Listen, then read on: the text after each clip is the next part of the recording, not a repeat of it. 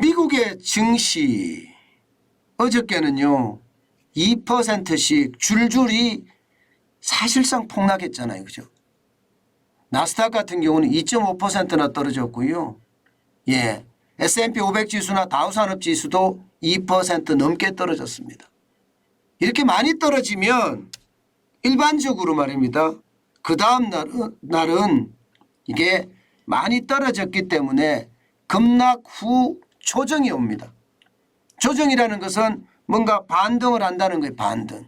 일반적으로는 그렇습니다. 그런데 오늘 새벽에 마감한 뉴욕 증시는 그렇지 못했습니다. 기본적으로 말입니다. 많이 떨어졌기 때문에 급락 후에 반등이라는 게 있을 거라고 예상을 했지만 FOMC 그러니까 연방공개시장위원회 우리 같으면 금융통화위원회입니다. 금리를 올리는 어떤 곳인데 여기에 의사로 금리를 올릴 때 회의를 할 거 아니에요. 회의를 하면서 그들끼리 주고받았던 이야기를 기록해 놓은 게 의사록인데 이 의사록이 공개가 됐습니다. 근데 그 공개가 됐는데 그 내용에 보면 말입니다. 이게 굉장히 충격적인 이야기들이 많이 들어 있습니다. 그 때문에 뉴욕 증시는 결국 반등에 실패하고 말았습니다. 여러분 어떤 얘기가 있었느냐. 바로 이런 얘기가 핵심이었습니다.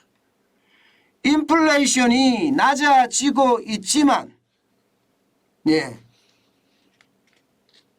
금리를 더 올려야 된다 이렇게 이야기합니다. 다시 말해서 금리 인상의 필요성에 맞서기에는 충분하지 않다. 쉽게 말하면 물가가 안 떨어진다는 거예요. 물가가 안 떨어진다는 거예요. 게다가 말입니다. 더 중요한 것은요. 이 FOMC 연방공개시장위원회 위원들이 2월에 금리를 올릴 때 0.25%를 올렸거든요.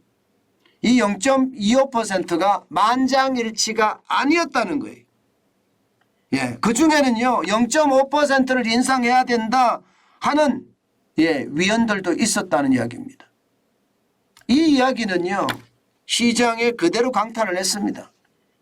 시장이 말입니다. 여러분 나름대로 혼조세를 보이다가 올라가는 모양새를 보였거든요. S&P 500 지수만 하더라도요. 근데 결국은 이 의사록이 발표가 되고 나서는 떨어지고 말았습니다. 0.16%가 떨어졌고요. 6.29가 빠졌습니다. 3,991.05로 S&P 500이 마감을 했습니다. S&P 500이 또 4,000 밑으로 떨어지면서 지금 분위기로 봐서는 더 떨어질 수도 있다 이런 분위기가 나오는 거죠.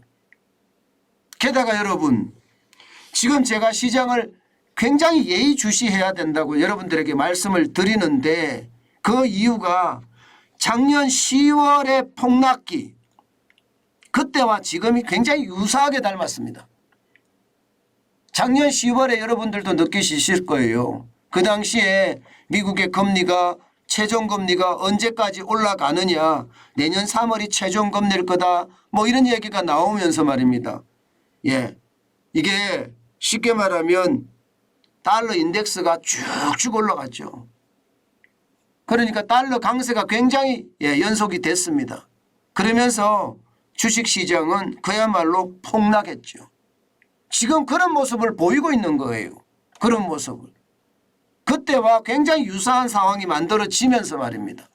S&P 500 지수가 3,991.05를 기록한 것도 지금 경제 상황이 이게 금리의 인상 상황이나 물가 상황이나 게다가 시장의 어떤 실적 상황이나 이런 것들이 전부 다 굉장히 나쁘게 지금 나오고 있는 것 저는 현실로 보입니다. 마찬가지로 여러분 다우산업지수도 0.25% 떨어졌습니다. 83.33이 빠져서 33,046.26으로 마감했습니다. 연초에 올랐던 거 다 반납했어요. 이제 연초에 올랐던 거. 지금 33,000 46.26까지 떨어졌으니까요. 다우산업지수라는 게 블루칩 지수 중심이잖아요. 근데 이게 0.25까지 떨어진다는 건, 그것도 연속해서 떨어진다는 건 시장을 굉장히 유심히 봐야 된다는 이야기입니다. 여기다가 나스닥 기술주 중심의 시장은요 조금 나왔습니다. 조금 나왔다고 하더라도 0.13 오르는 데 그쳤습니다. 14.77이 올랐고요. 11,507.07로 마감했습니다. 어제는 2.5%가 떨어졌는데 폭락했는데 오늘 0.3%, 0.13%가 올랐다는 것은요. 결국 말입니다. 시장의 분위기는요. 긴축의 분위기에 휩싸여 있다. 이런 얘기예요. 게다가 제롬 파월 연방준비제도 의장이 이야기한 것처럼 올해 금리 인하 없을 거다. 이렇게 탁 못을 박고요. 쉽게 말하면 피벗 정책 전환의 어떤 기대감. 피벗이라는 말이 정책 전환이라는 건데 정책 전환의 기대감을 완전히 밟아버렸다. 이렇게 이야기할 수가 있습니다. 이렇게 됐을 때 여러분 시장은요. 점점 통화 긴축이 더 강해질 거다. 이렇게 예상을 하는 겁니다. 실제로 말입니다. 여러분. 이게 3월에 얼마를 올릴 것인가. 여기에 대해서 말입니다. 시카고 상품거래소의 패드워치는 말입니다. 지금 현재까지 세 차례 올릴 그러니까 0.5%포인트를 올릴 확률이 점점 높여가고 있습니다. 이게 지난주만 하더라도 0.5%를 올릴 확률은 9% 이하였거든요. 지금은 두 자리가 수가 넘어섰습니다. 이대로 가면 두 자리 수가 넘어서서 두 자리 수도 높은 숫자로 가지 않겠느냐 하는 게 시장의 이야기입니다. 결국 말입니다. 3월에 빅스텝을 단행을 하게 되면 시장의 분위기 어떻게 될까 한번 우리도 지켜봐야 된다 이렇게 생각을 합니다. 여러분 10월 폭락기 여러분들 다 보셨을 거예요. 그렇기 때문에 지금은요 굉장히 조심하셔야 됩니다. 너무 급하게 시장에 들어가는 것도 안 좋고요. 또 너무 보수적으로 보는 것도 좋지 않습니다. 폭락기는요. 진취적인 입장에서 보수적인 것. 제가 여러분들에게 계속 말씀드리는 거 있죠. 차간 대국 착수소국이라고. 바둑 용어인데요. 차간 볼 때는 대국 넓게 보고요. 착수 내가 실제로 둘 때는 소국 아주 자세히 보라 그런 뜻입니다. 그러니까 지금은 딱 그럴 때 같아요. 얼마나 떨어질지 또 봐야 되고요. 게다가 오늘 우리나라의 금리 인상도 오늘 발표가 되잖아요.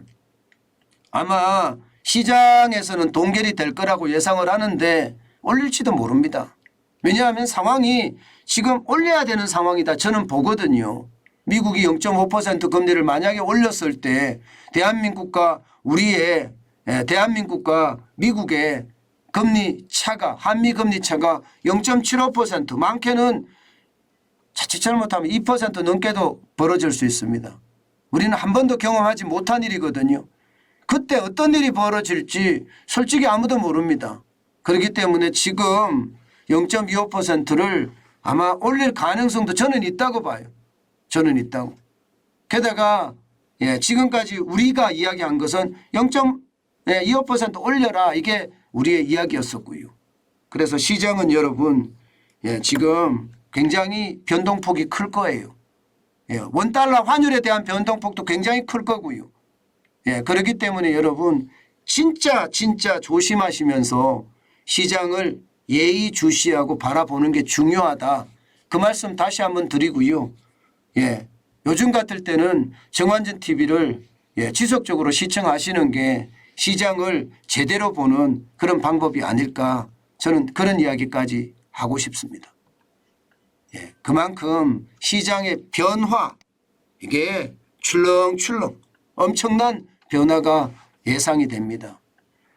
조심하고 또 조심하는 것 잊지 마시기 바라겠습니다.